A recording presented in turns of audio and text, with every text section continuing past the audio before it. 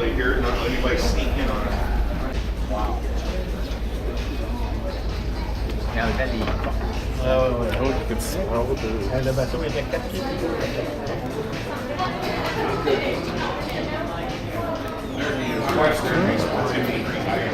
run the train down and I stopped at the integrated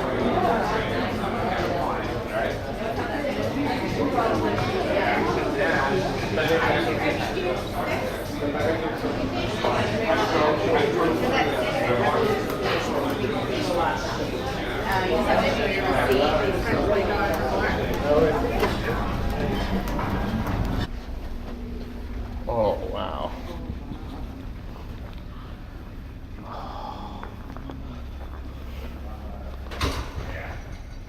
Oh yeah. Beautiful.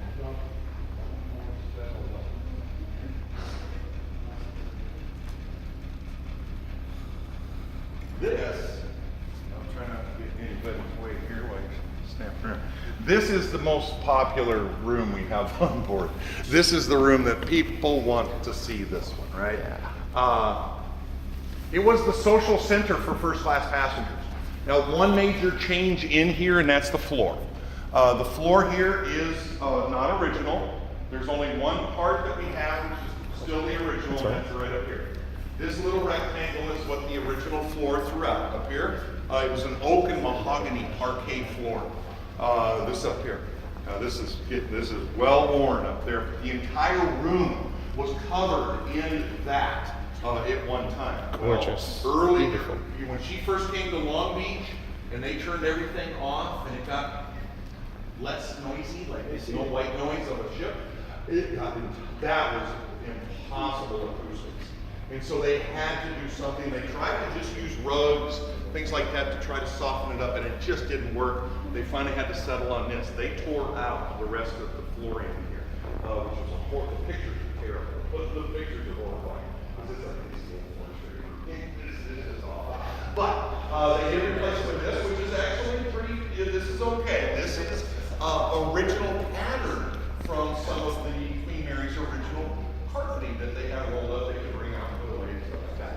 Now, above the flooring, and I'm assuming we bought new curtains at some point in time, but so I don't even count those.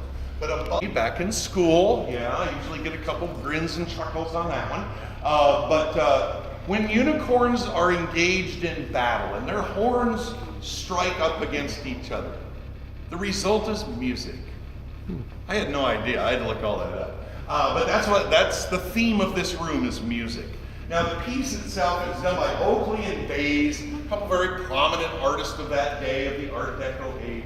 And now this is a piece, the style is gesso, G-E-S-S-O. I'm assuming that's how I say it, but gesso. It is a wood base, a wooden base carved, and then it has like a thin plaster, and then it is painted with a gold and a silver tinted paint. It's a beautiful piece. Now I think, I don't have this written down, like in fact, but I believe that this one is next on restoration list. The piece I showed you out in the main hall, the frieze, the plaster, that was finished up a little over a year ago. This one I think is next on the list. We're always working on little stuff, but this is one, I think, our next big one. And you can see, she's ready. She is ready. If you notice these little squares up here, those open up. On the other side of that is the projector room. And down on that end was the screen. That was the movie screen. This was the cinema for first class passengers. She could seat about 400 people. So it worked out pretty well. This is a pretty good movie theater, actually. And they would show premiere movies in here. It wasn't old reruns like we have to endure on the airplanes. They were premiere movies.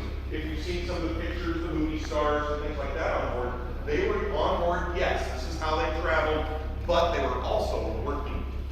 They were also working because they were promoting their most recent works. They would bring them on board, show premiere movies, premiere shows in clips. Oh. Yeah. It's actually back when the success of a movie wasn't about weekend box office revenue. That's how we measure everything today, is based on money. Well, back then it was about exposure, it was about distribution, it was about how many screens, how many movie theaters was your movie in, things like that. So you needed to win this crowd over. The people in here, they own distribution. The people in here own things. So you needed, if you win this crowd over, you could increase your chances of success a great deal. All right. She's a beauty. Oh, yeah. You ready to roll? Oh, yeah. All right. No. All right, let's go this way. Out on the promenade deck. Remember, you have more questions. Where'd you go? There you are. Questions, please. Absolutely.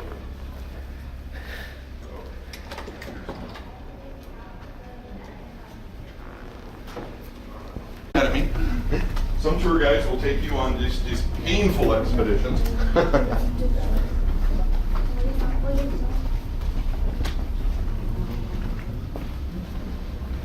Oh, 1941. Steven Spielberg.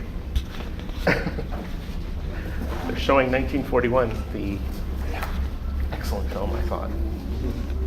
Almost ruined his career. That's right. Yeah. But All right, Belushi's now in it. we've dropped down a flight of stairs. Just want you to realize if you're finding it a little tricky to breathe, it's because we're in second class territory right here. Yes, I know. So it's okay, relax. We're going to get back into first class here in a minute. I like to stop here for a second to talk about one more aspect. You'll see that contour. That is totally on purpose. It's called shear to deck engineering. And let me describe it or explain it. Shear to deck, it's real simple. The interior decks are shaped the same as the exterior hull, the bottom of the ship. It's like a banana. Look at a banana from the side. That's kind of the shape she has. Now, here's what it means. Here's why. You have a bow and arrow. The curve, boy, you can pull on that and pull on that and pull on that. It's strong, right? It's really strong. It can take the strain. But if you have just a straight stick tied off, start pulling, guess what? Snap. It's going to break a lot sooner, a lot quicker. Just cannot take the stress. Well, that's very simple. What is that? Physics or engineering or whatever it is. Science 101. It's stronger. She was built for strength. She did most of her work out in the middle of the North Atlantic. She was under a tremendous amount of stress, structural stress throughout. Now, that's one thing, but then we have to add to it a little bit. Add to it in the sense that throughout her length, she has expansion joints built into her. Simply put, she was built to bend. She was built to bend. You could stand right here where you are, looking down that alleyway when she was going across the waves, across the swells, and see it twisting and flexing and bowing. It was often described, it was as if she was breathing. If this is the alleyway, it would flatten out. It would rise up and flatten out, even go beyond flat. It would go basically inverted from this angle. It would go up and then it would release. Wow. And then it would go up. It was as if she was breathing. That's pretty cool. Can you imagine being a passenger on board and like you've never even been on a little rowboat, let alone on something like this, and you're seeing your ship moving like that, but then when there's more to it, you could hear it. Underneath all this beautiful wood is steel. It's popping and snapping and cracking. That stretchy noise that steel makes that's kind of hard to describe. It's just that stretchy noise. And that kind of whole thing. So just people were just really amped up. This was exhilarating. One more thing. Look out a window and you could see the ocean flying by.